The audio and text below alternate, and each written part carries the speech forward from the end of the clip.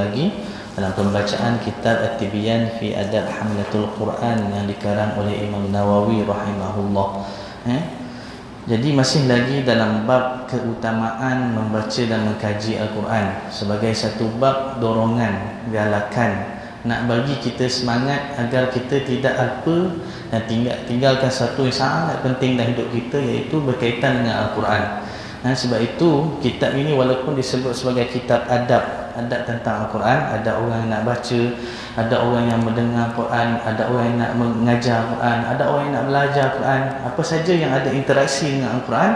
Tapi dimulakan bab yang pertama ini sebagai satu dorongan bagi kita, motivasi. Kerana apa tuan-tuan? Kita ni macam handphone lah, kena charge dulu. Kena charge handphone ni, walaupun kita selalu charge, lama-lama bateri dia kong juga tuan-tuan. Baru charge 2 jam, baru pakai 10 minit dah merah balik nak kena charge. Jadi macam itu juga kita ni kena charge, kena recharge balik semangat kita supaya hari-hari yang kita tempuh ni, kadang-kadang buat kita, sama ada kita ni makin dekat dengan Allah Azza wa Jal, ataupun kita kadang-kadang kita buat apa kita lagi. Macam mana kita nak jaga pun tuan-tuan, kita ni cubalah berhati-hati dalam hidup kita tak nak tergelincir dari melakukan kesilapan. Kadang-kadang tergelincir juga istighfar kita, Allah teralpa ni, banyak lalai ni contohnya tak banyak baca Quran ni atau sebagainya. Jadi dengan cara kita charge balik semangat kita, iaitu dengan cara apa? Kita menghadiri majlis ilmu, baca buku, baca kisah-kisah orang soleh supaya kita dapat semangat nak jadi macam mereka. Jadi penting kita menghadiri majlis-majlis ilmu supaya kita dapat charge balik semangat kita. Baiklah, muslimin muslimat yang dirahmati Allah Subhanahu wa taala, ke surat 22. Lupa pula buku tak ada lagi. Insya-Allah InsyaAllah kita akan usahakan juga. Saya dah jumpa dah ada buku naskah yang tak diconteng. Saya pinjam kawan saya, mungkin saya boleh bagi. Kalau kata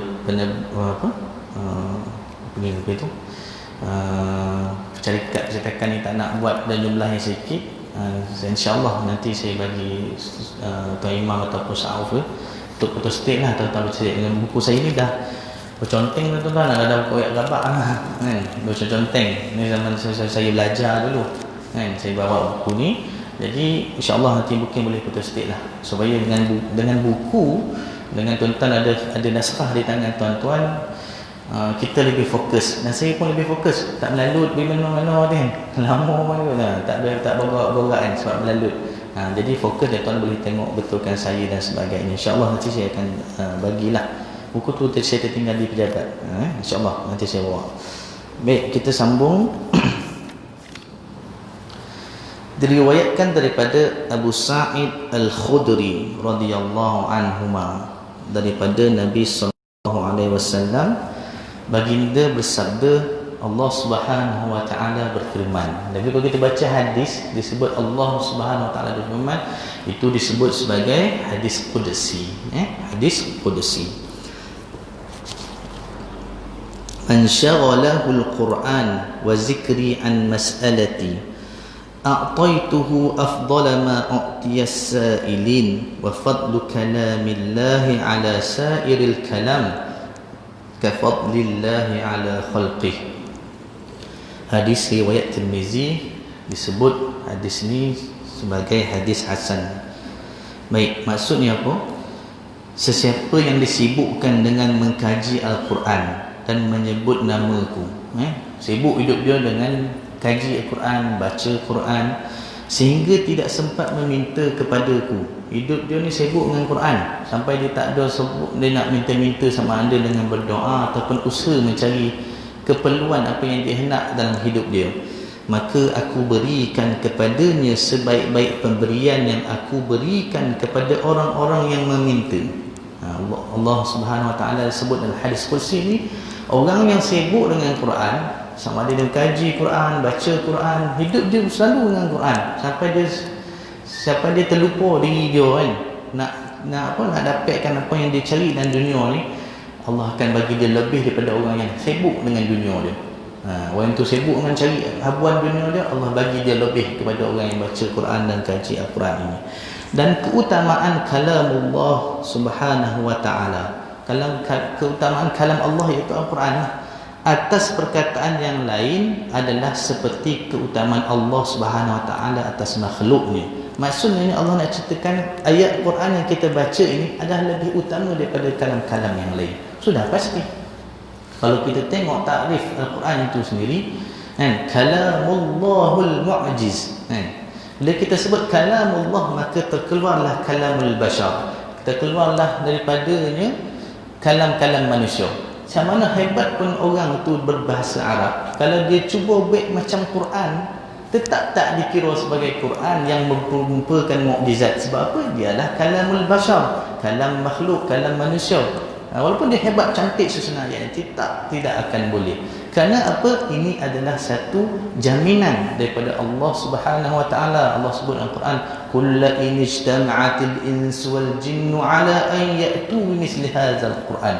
Kalaulah dihimpunkan semua manusia dan jin kat muka bumi ni, semua yang daripada sepakar-pakar orang kat muka bumi ni, osah power dia ni kan, osah pandai dia, osah hebatnya dia ni, campur pula kehebatan jin, campur semua, himpun semua manusia dan jin untuk ayatu bimisli hadzal Quran, datangkan seperti macam Quran walaupun sedikit, la ya'tuna bimisli, takkan mampu. Takkan mampu, Allah jamin, kita takkan mampu engkau untuk buat datangkan seperti Al-Quran, walau kana ba'duhum li ba'din zahira, walaupun dia ni saling bekerjasama dan berkolaborasi, tak boleh, takkan mampu. Ini jaminan Allah Subhanahu Wa Taala. Baik, sebelum kita baca tentang syarah hadis ni, saya suka kalau boleh setiap pertemuan kita baca sedikit pengenalan sahabat-sahabat yang mungkin selalu kita dengar, tapi kita mungkin terlepas pandang ataupun kita tak ingat sangat kena kisah-kisah dia. Jadi saya pilih pada pagi ini Abu Sa'id Al-Khudri radhiyallahu anhuma. Siapakah dia? Ini Abu Sa'id Al-Khudri radhiyallahu anhuma. Bila kita baca anhuma, mana kita rujuk kepada dia dan ayah dia, menunjukkan kepada dia dan ayah dia adalah merupakan sahabat Nabi sallallahu alaihi wasallam. Abu Sa'id Al-Khudri nama sebenarnya Sa' bin Malik bin Sinan Al-Khazraji Al-Khudri. Dia ni orang Madinah. Dia dan ayah dia adalah sahabat Nabi sallallahu alaihi wasallam. Sa'id, dalam ringkasnya Sa'id Al-Khudri, nama gelaran dia Al-Khudri. Sa'id Al-Khudri, nama dia Sa'ad bin Malik bin Sinan. Dua-duanya merupakan sahabat Nabi. Sa'id ni, Abu Sa'id Al-Khudri ni masa kecil dia dah nak join perang Badar dengan Rasulullah SAW. Masa kecil tuan-tuan, kecil lagi dah nak join. Dia sama dengan Ibnu Umar. Ibnu Umar nak join perang Badar, tapi Nabi SAW kata tak perlu, nampak nanti dulu. Sebab dia kecil lagi. Nampak tak tuan-tuan, orang yang dididik oleh baginda Nabi SAW, dia punya vision dia masa kecil, dia dah fikir jauh. Dia dah fikir pasal Islam, dah fikir pasal perkembangan Islam, dah fikir nak terlibat sama dalam menyebarkan Islam. Luar biasa. Ini didikan Rasulullah SAW. Kalau kita tanya budak-budak kecil hari ni, dia pun dia tak terfikir nak jadi apa lagi. Kan? Dia tak tahu dia nak buat apa lagi. Yang dia tahu pasal main je. Main makan, yang penting jangan belajar. Tu. Jangan belajar, dia rasa somak. Kan? Jadi itu. Kecil-kecil sahabat ni, dia dah fikir jauh lah. Dia nak terlibat dalam gerakan Islam, terlibat dalam perkembangan Islam. Itu betul hebat Abu Sa'id Al-Khudri. Dia juga disebut sebagai para ulama, para sahabat. Sebab apa? Dia antara orang yang meriwayatkan banyak hadis. Abu Sa'id Al-Khudri ini disebut dalam riwayat, dia kata dia ni hafal hadis 1170 hadis. 1170 hadis. Banyak tuan-tuan. Dia punya metodologi menghafal hadis ni, Abu Sa'id Al-Khudri ni dia terkenal dengan menghafaz hadis. Sampai kan dalam satu kisah disebut, para sahabat minta dia salin dan bacakan hadis. Lalu dia kata apa? Aku nak engkau hafal hadis seperti mana aku hafal. Dia nak orang sahabat yang lain hafal hadis. Hafal hadis seperti mana dia hafal. Ini dia punya metodologi untuk dia menjaga hafazan hadis dia. Seorang yang sangat zuhud dan khusyuk. Sebab itu dia ini digelar sebagai ulama para sahabat. Baik, sikit je lah kita baca tentang kisah tu. Baik. Kita balik kepada hadis ni. Dalam hadis ni, hadis kursi ini, Allah Azza wa Jalla berikan kita semangat kepada orang-orang macam kita ni untuk sibukkan diri kita dengan Al-Quran. Tuan-tuan, kalau kita nak cerita pasal sibuknya kita ni, penuh program kita tuan-tuan. Kerja, nak jumpa orang, nak beli barang, pergi situ, pergi sini, kan? Nak pergi pasar, penuh, tak sibuk. Nak majukan diri kita, majukan perniagaan kita, tambahkan lagi akaun dalam bank, apa? Jumlah akaun wang dalam bank kita dan sebagainya. Itu adat sebab apa manusia ni memang cintakan dunia, hubbud dunia, itu memang kecintaan manusia. Tetapi dalam satu benda yang perlu kita tahu bahawa ada satu lagi perkara yang paling penting, iaitu mengkaji dan membaca Al-Quran. Kerana apa, dalam hadis ini kita faham bahawa Allah Subhanahu Wa Taala akan berikan kita yang terbaik. Bahkan Allah akan mudahkan urusan kita, apa yang kita lakukan dunia, yang kita lakukan kat dunia ini sebab apa? Sebab barakah kita sibukkan diri kita dengan baca Al-Quran. Ada satu kisah daripada salaf, yang disebut kisah Diya'ul Maqdisi, seorang salaf. Dia ni nak belajar hadis dengan Ibrahim Abdul Wahid Al-Maqdisi. Dia nak belajar hadis, musafir nak belajar hadis. Lalu satu nasihat yang disampaikan oleh Ibrahim Abdul Wahid Al-Maqdisi, dia kata apa kepada dia ni? Dia kata, sibukkanlah, banyakkanlah baca Quran. Baca Quran banyak-banyak. Dan jangan tinggalkan sehari kamu tanpa baca Quran. Mesti baca Quran, dia kata. Dengan apa? Sesungguhnya akan dimudahkan bagimu apa yang kau cari sesuai dengan kadar yang kau baca. Sesuai dengan kadar yang kau baca. Betul, akan dimudahkan oleh Allah SWT. Apa yang kau cari kat dunia ni sesuai dengan berapa banyak kau baca Quran. Ini nasihat daripada Ibrahim Abdul Wahid Al-Maqdisi. Dan dia kata apa? Dia dah buat eksperimen dah. Dia dah buat eksperimen. Dia kata dia nak hafal hadis lagi mudah bila dia banyak baca Quran. Nampak? Baca Quran. So itu saya ingat masa saya sekolah kan. Kelas banyak tempat. Kelas dia bagi kami ni belajar tahfiz ni, belajar tahfiz, belajar akademik juga. Daripada pukul 7 sampai pukul 5 petang. Belajar tu. 7 sampai pukul 10, 10.20 tahfiz. Rehat 10 sampai 10.40, 10.40 sampai pukul 1.50 saja. 1.50. Ini zaman saya belajar apa? Untuk akademik dan pelajaran tahfiz juga yang sering pada Hifzul Quran. Lepas tu sambung balik 2.30 sampai pukul 5 untuk akademik saja. Tuan-tuan berasa.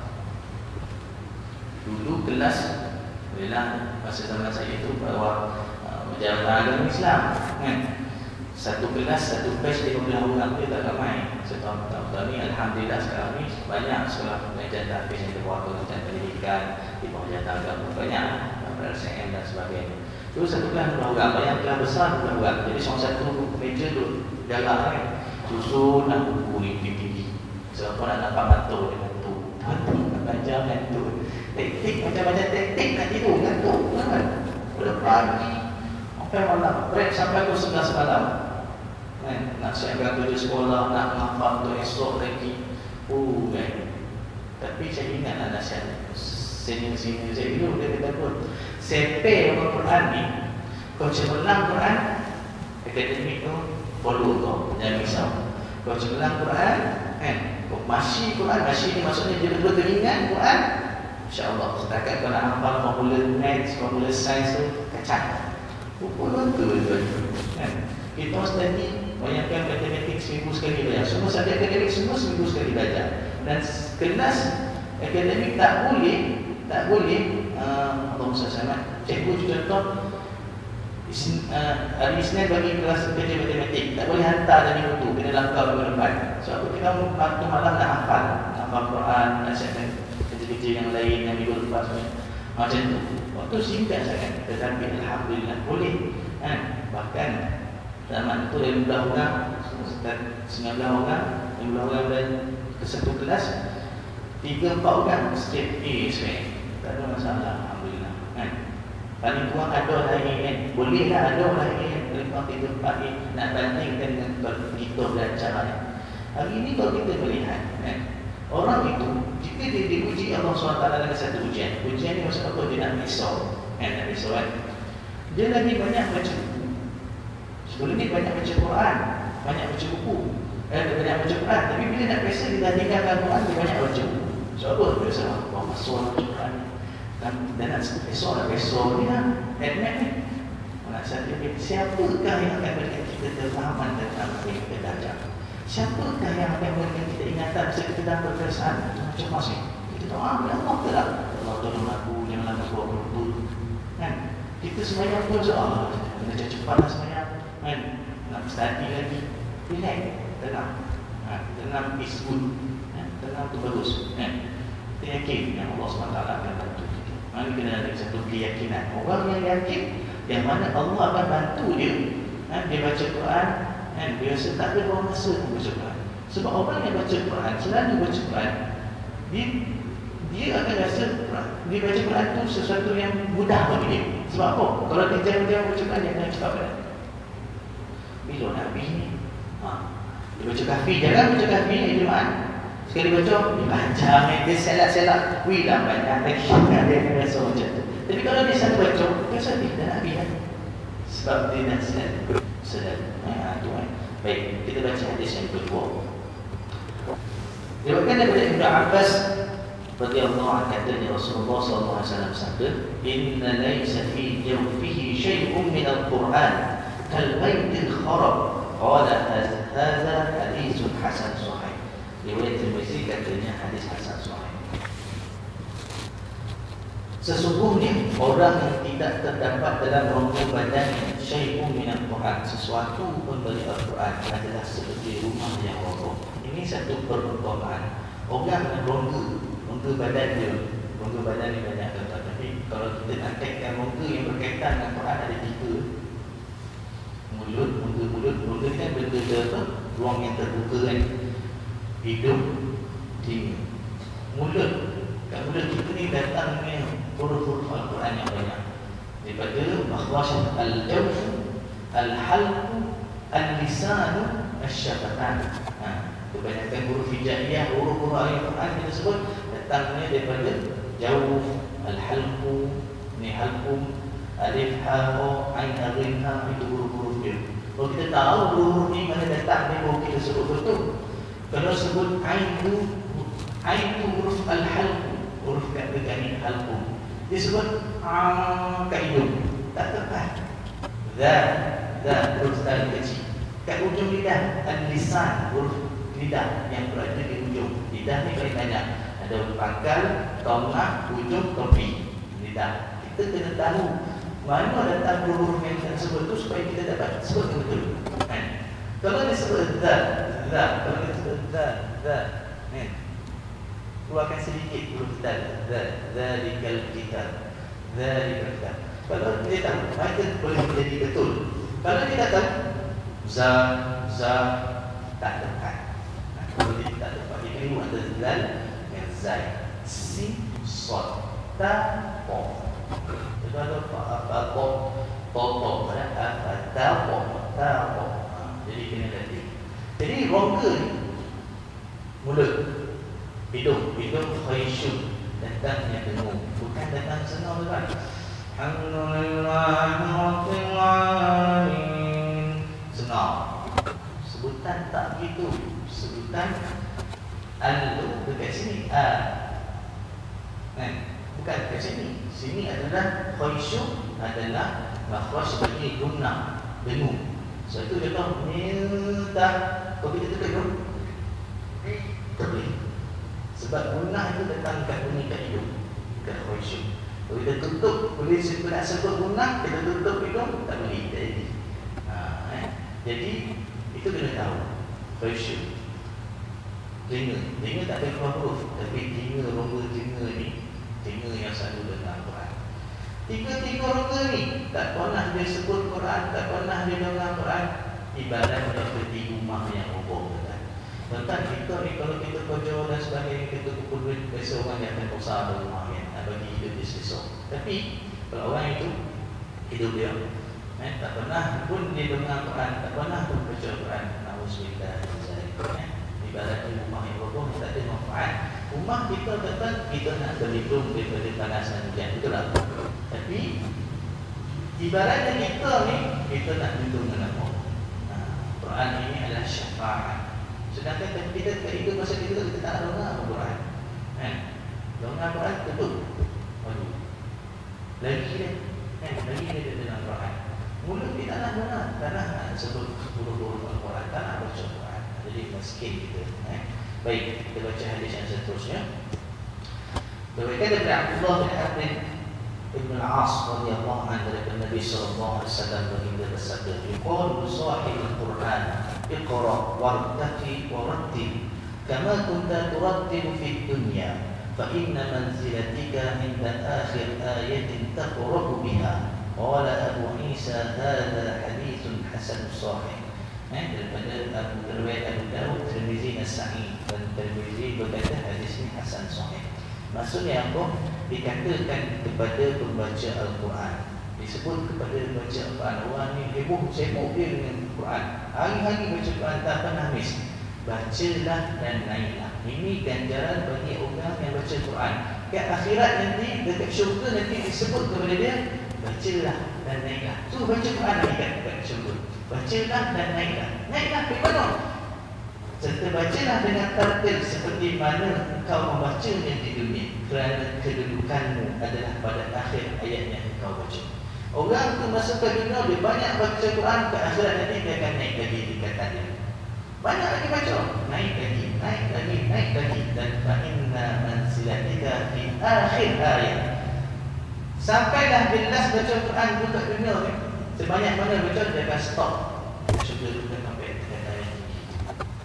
Kalau tu makin banyak baca, makin naik darjah dia, makin naik darjah dia, makin naik darjah dia. Ini kemuliaan orang yang hari-hari dia tak pernah habis baca Quran.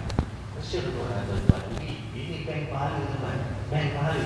Paling simple pahala nak dapat. Kat mana-mana pun kita boleh baca Quran. Kat mana-mana pun tak nak kereta, kat dulu, kat rumah, kat atas kursi.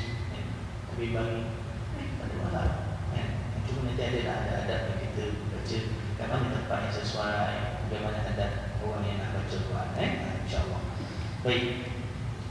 Diriwayatkan daripada Mu'az bin Anas radhiyallahu anhu bahawa Rasulullah sallallahu alaihi wasallam bersabda, "Man qara'a al-Qur'an wa 'amila bima fihi, ulbisa walidahu tajan yawm al-qiyamah, nuruhu ahsanu min dawi asy-syams fi buyutid dunya.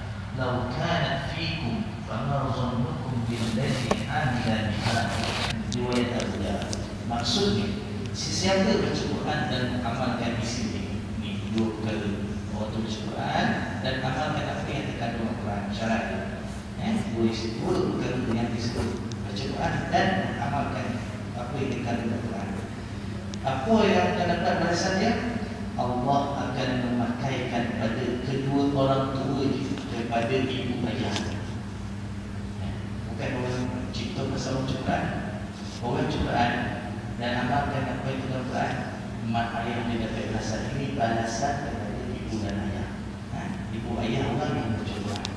Di hari kiamat suatu mahkota yang sinarnya lebih bagus daripada sinar matahari di rumah-rumah di dunia. Maka bagaimana tanggapan terhadap orang yang mengamalkan? Tuan-tuan, ini pelaburan tuan-tuan. Pelaburan. Betul kan kadang-kadang dan kita ni tak mampu nak baca Al-Quran. Kita boleh baca surah Yasin, Sajdah, surah Insan, surah Kahf, seperti sebahagian surah-surah yang Al-Quran. Tapi kita ada satu niat nanti kita nak anak-anak kita ni masih baca Al-Quran baik, hafalkan. Ini tuan-tuan, ini pelaburan sangat-sangat membutuhkan.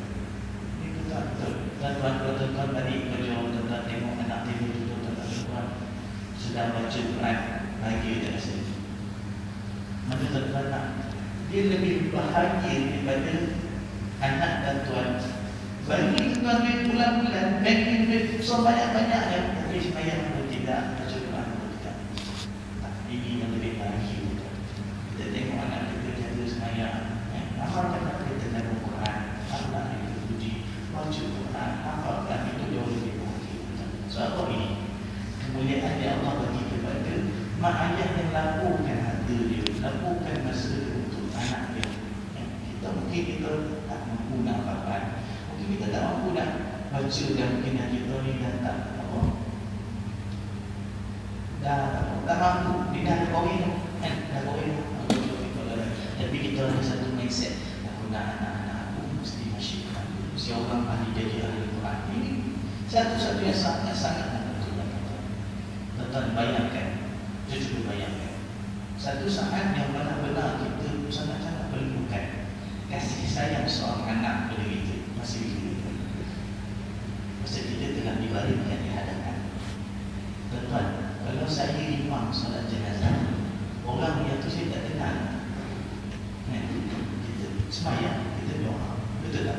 Dia jadi imam, kita doa, ya Allah, Allah maghfir laha warhamha, Allah anzilha ila jannatika jannatin na'im, ya Allah, bukan tempatkan namun di dalam syurga, ya Allah. Allahumma inka nahsinan fi ihsan, ya Allah, jika jenazah dapat kami ini tambahkan seorang yang baik, maka tambahlah kebaikan untuk kita. Doa, tenang. Tapi bayangkan anak itu yang doa, katakan anak itu yang imam, anak itu yang memimpin doa. Luar biasa dia punya pengharapannya, betul tak? Luar biasa, luar biasa kan? Sebab yang didoa itu adalah orang yang paling penting dalam hidup dia, orang yang dia paling sayang dalam hidup dia. Sebab itu dia doa dengan wada'uhu khawfan wa tama'a, doa dengan penuh rasa takut dan rasa rendah diri. Allah takutnya kalau doa aku tidak mampu, ya Allah. Dia doa ke ayah dia, dia doa, dia takut doa, dia tak mampu. Jadi dia doa sungguh-sungguh dengan tama'a, dia doa dengan rasa rendah diri kepada Allah. Ya Allah, berbahaya aku, ya Allah, dalam hidupku, ya Allah. Dia doa macam itu juga. Tapi kalau orang itu imam masjid atau orang lain, tentu doa dia sama macam doa anak-anak. Jadi ini tuan-tuan, didik anak-anak kita jadi orang yang boleh solatkan kita, orang anak yang boleh doakan kita dengan penuh kesungguhan.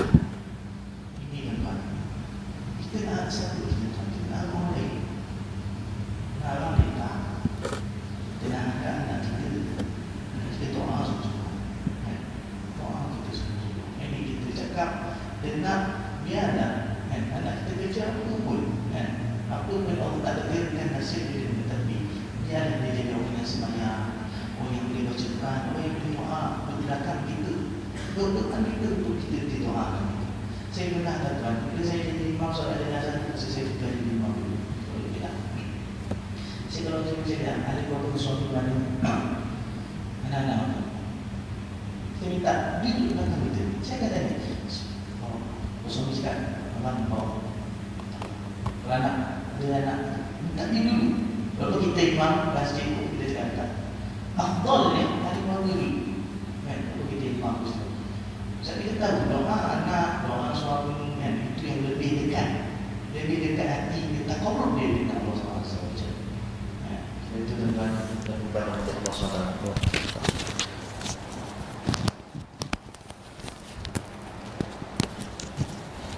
Ini cerita betul tuan-tuan, ini pengalaman saya sendiri tuan-tuan. Ada anak tu kan, tak semayang sungai. Anak dia seorang duduk ngayau, duduk luar. Dan pernah sekali saya dah nak mula dah, saya tengok mana betul. Kejap nak apa? Abang dia bawa air sejadah sebanyak-banyak. Saya cakap, nak buat apa ni? Saya pun confused lah. Saya pula jadi confused. Dia buat sejadah nak buat apa? Dan sebab jenazah dah depan dah tutup dengan bekas tu kan, yang tempat angkat tu. Dia buat sejadah. Mama dia sejadah apa? Budak. Saya pun jadi confused. Aku yang salah ke apa ni? Aku nak buat apa sejadah ni? Kan? Saya pun dah tak apa. Tak cerita. Semayang. Duduk sekali. Dan pernah juga sebelum saya mula, dia jumpa kita, Mam, tolong buat solat jenazah mak saya. Mam, macam mana nak baca? Dan nak semayang tuan-tuan, dia fisik saya, macam mana nak baca? Nak niat apa? Allahu Akbar. Tuan-tuan, kita didik anak kita sayang dia, semut gigit pun kita tak bagi.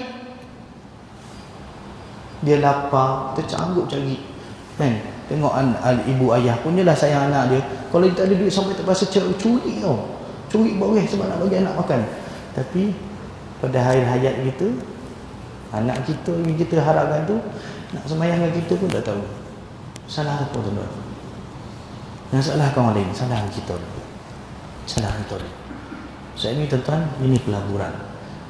Jagalah, didiklah anak kita jadi biar orang jadi orang yang semayang. Jangan tinggal semayang. Jangan tinggal semayang.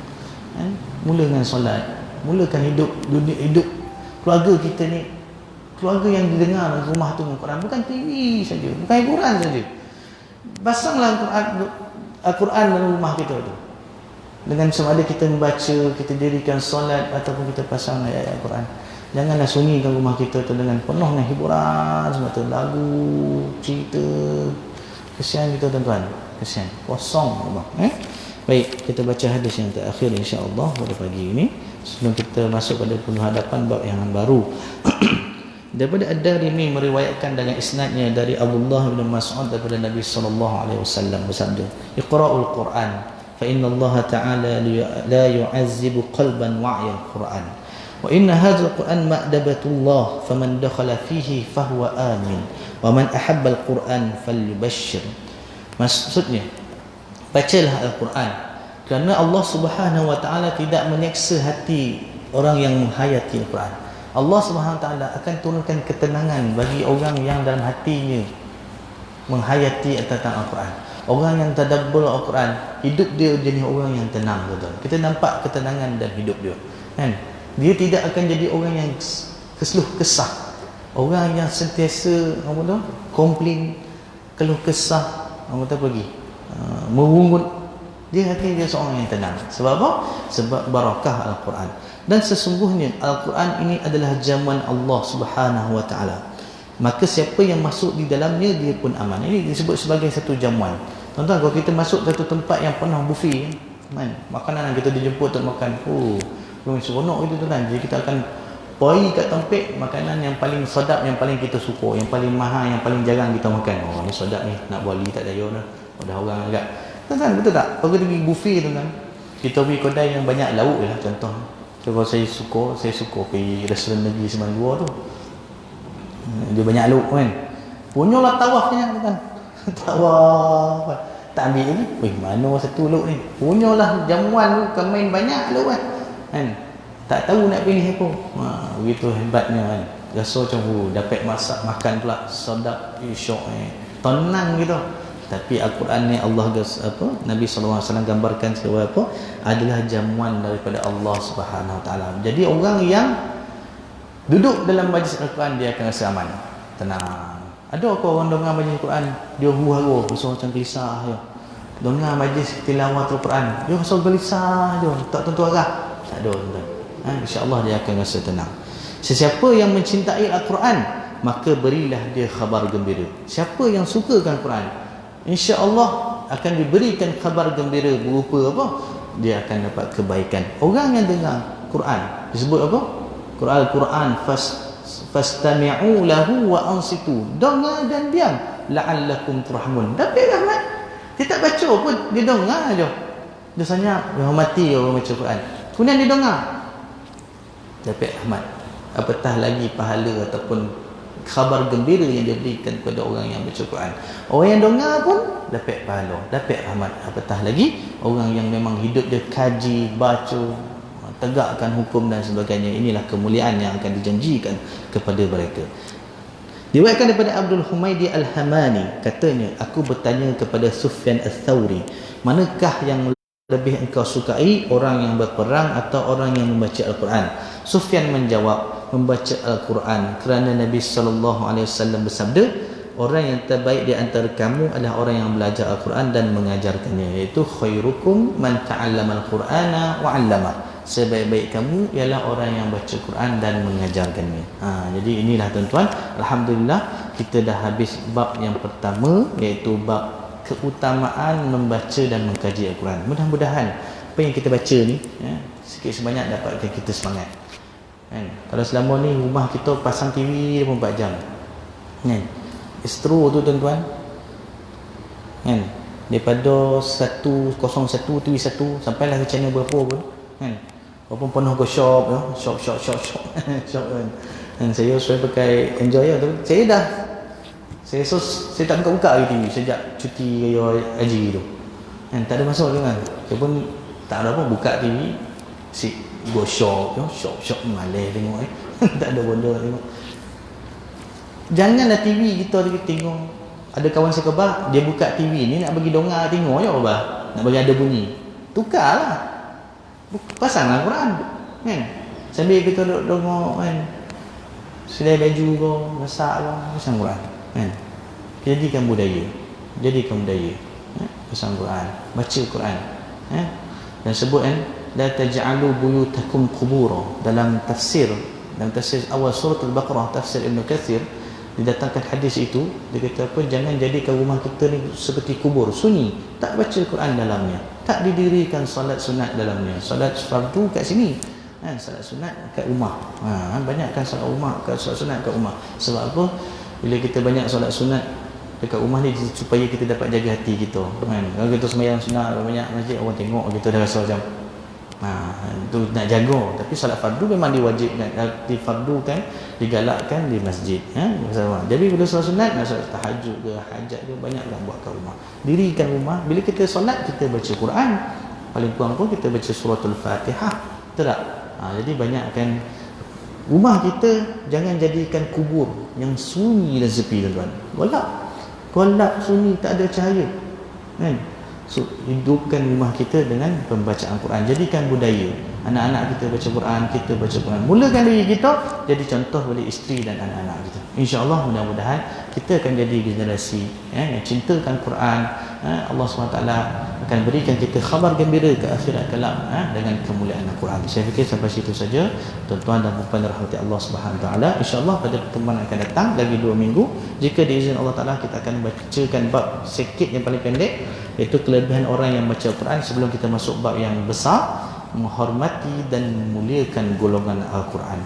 Jadi sampai situ saja, tuan-tuan. InsyaAllah mungkin esok lah saya bagi office, saya bagi kepada Tuan Imam ke ataupun Ustaz Auf. Esok saya balik malam. Lupa pula. saya balik malam, saya bertugas malam di sekolah. Tapi insyaAllah mungkin hari lain, hari Selasa ke, saya akan bagi, mungkin boleh photostat lah. Sebab saya call pun dia orang kata nak jumlah yang banyak. Sebanyak tu banyak mana kan? Takkan 1000 naskah, mana kita nak cari 1000 naskah. Jadi insyaAllah mudah-mudahan Allah SWT membimbing kita dengan kefahaman yang benar, menjadikan kita golongan yang sentiasa memuliakan ahli Quran, dan menjadikan Quran itu sebagai teman rapat kita dalam kehidupan kita, insyaAllah. Qul qawli hadza wa astaghfirullahal azim li wa lakum. A'udzubillahi minasyaitonir rajim. Bismillahirrahmanirrahim. Alhamdulillahirabbil alamin, wassalatu wassalamu ala asyrafil anbiya'i wal mursalin sayyidina Muhammadin wa ala alihi wa sahbihi ajma'in. Allahumma arhamna bil Qur'an waj'alhu lana imaman wa nuran wa hudan wa rahmah. Allahumma dhakkirna minhu ma nussina wa 'allimna minhu ma jahilna وارزقنا تلاوته آناء الليل وأطراف النهار واجعله لنا حجة يا رب العالمين. اللهم أكرمنا بكرامة القرآن وشرفنا بشرافة القرآن وألبسنا بخلعة القرآن وأدخلنا الجنة بشفاعة القرآن. اللهم اجعل القرآن لنا في الدنيا قرينا وفي القبر مؤنسا وفي القيامة شفيعا وعلى الصراط نورا وإلى الجنة رفيقا ومن النار سترا وحجابا. اللهم ربنا آتنا في الدنيا حسنة وفي الآخرة حسنة وقنا عذاب النار. صلى الله على سيدنا محمد وعلى آله وصحبه وبارك وسلم والحمد لله رب العالمين. السلام عليكم ورحمة الله.